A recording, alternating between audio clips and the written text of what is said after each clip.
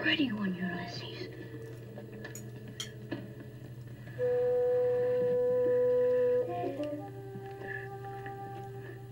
There it is.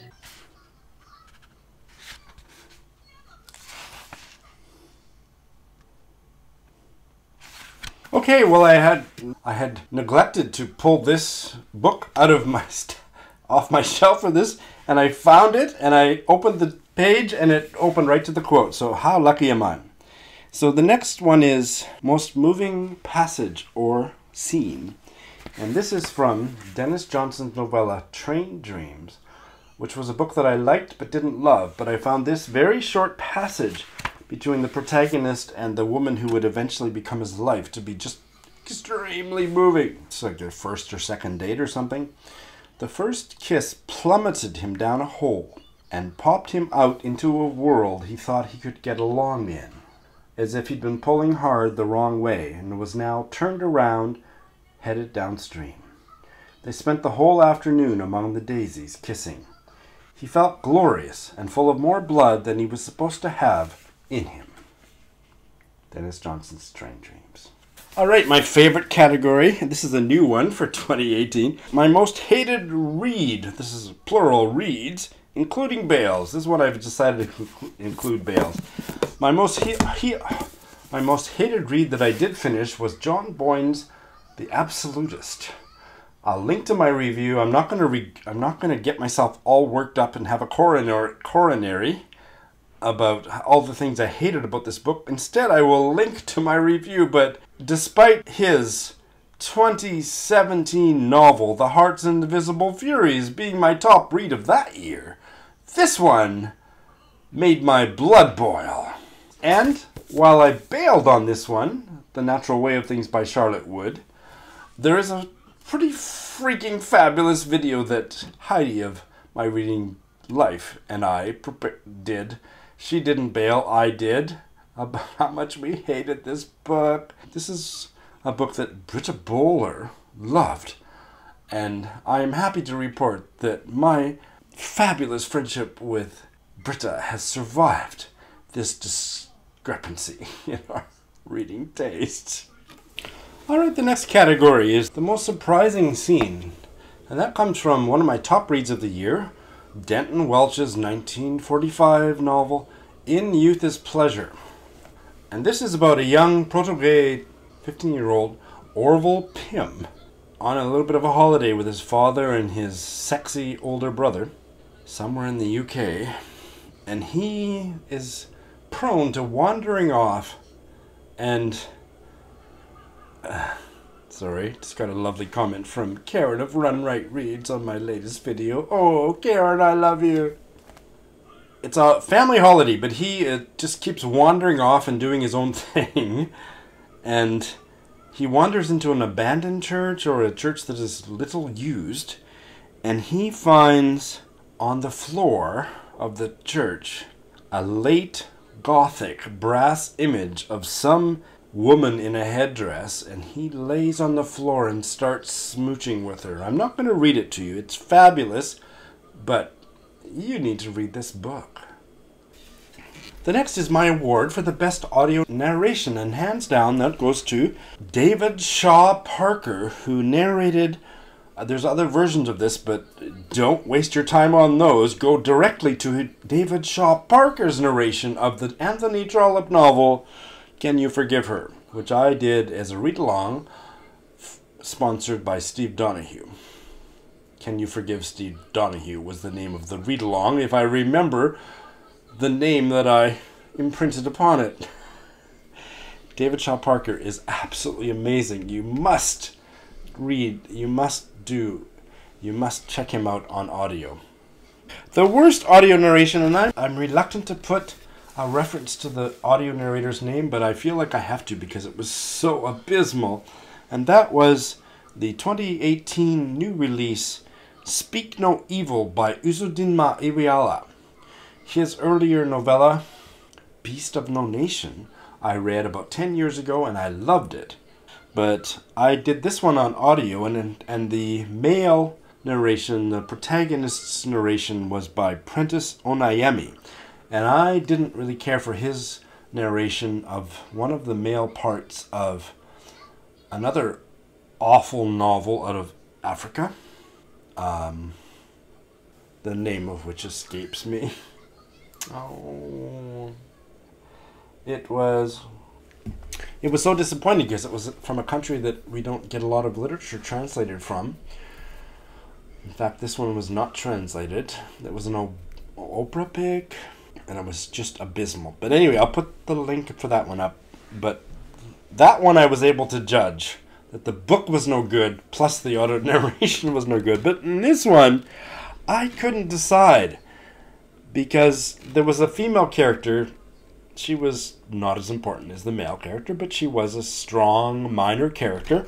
But the protagonist's narration was by Prentice Onayemi, and I don't know if he's straight, bi-curious, or what, and I don't want to get sued, but his narration of this very gay novel was so dispassionate.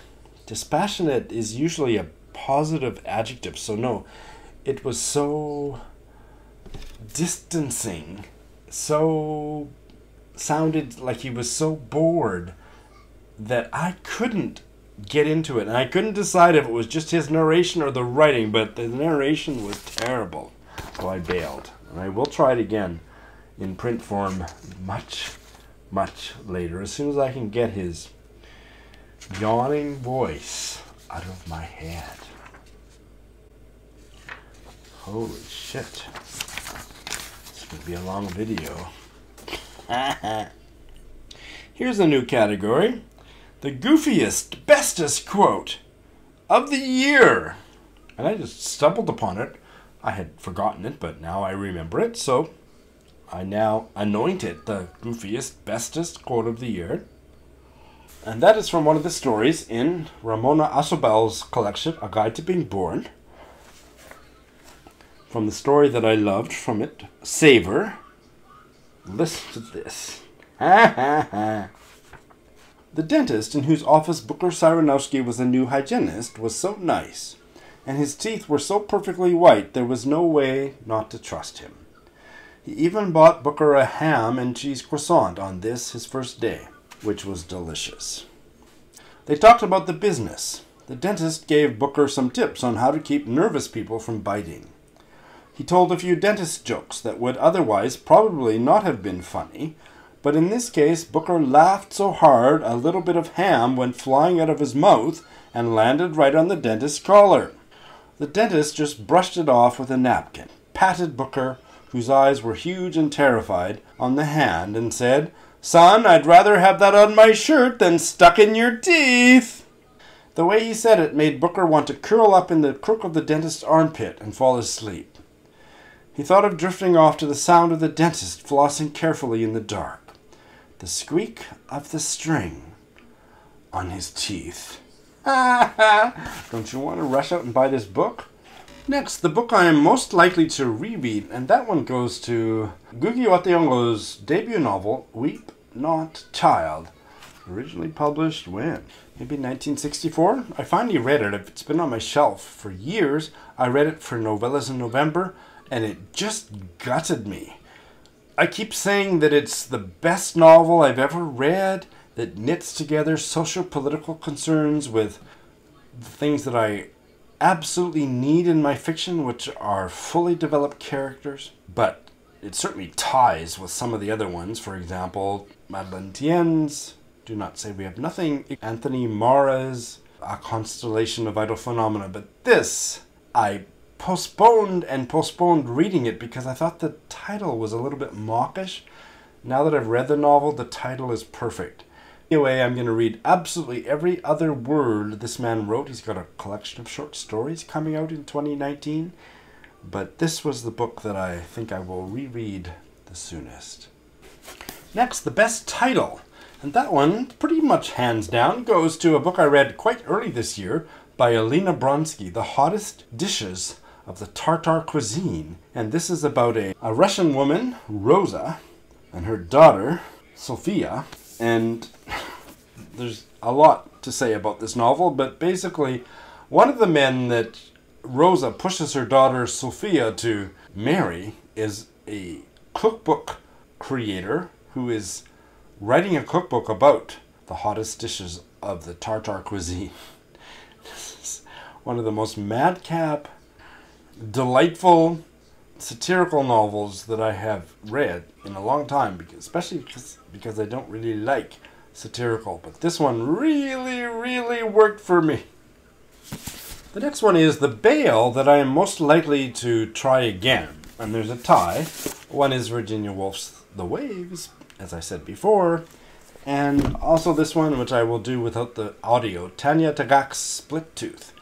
I want to try both of them. 2019's maybe too soon, but 2020 for sure.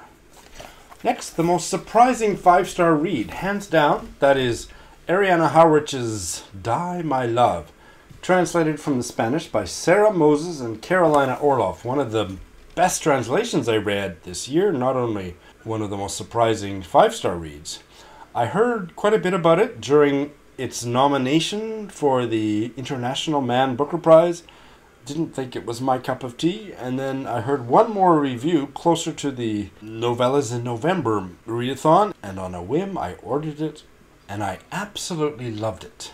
The translation was pristine, and the story was not only madcap, but in this story about a obviously mental ill young wife, Argentinian wife of a French man living in France with her husband, their young son, and her in-laws.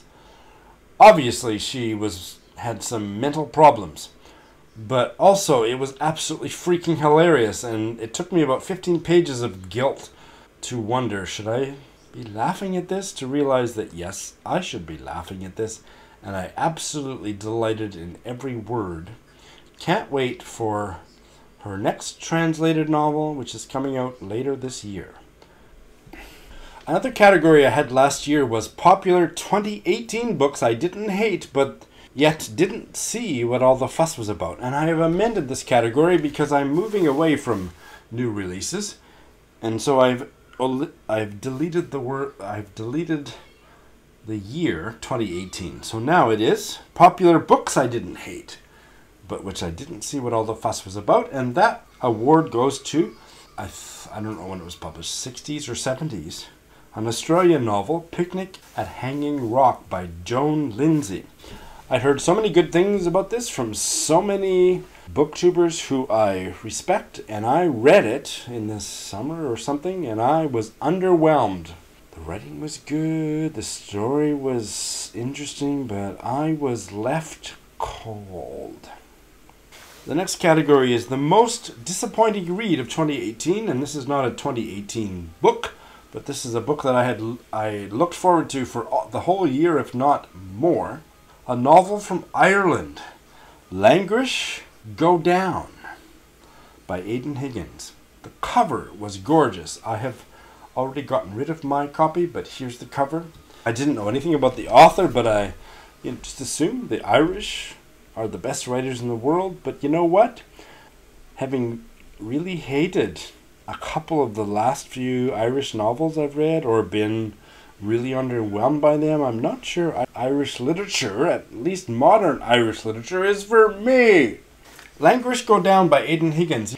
I just thought it was crusty, and it had so much potential, but by the end of the book I felt embalmed.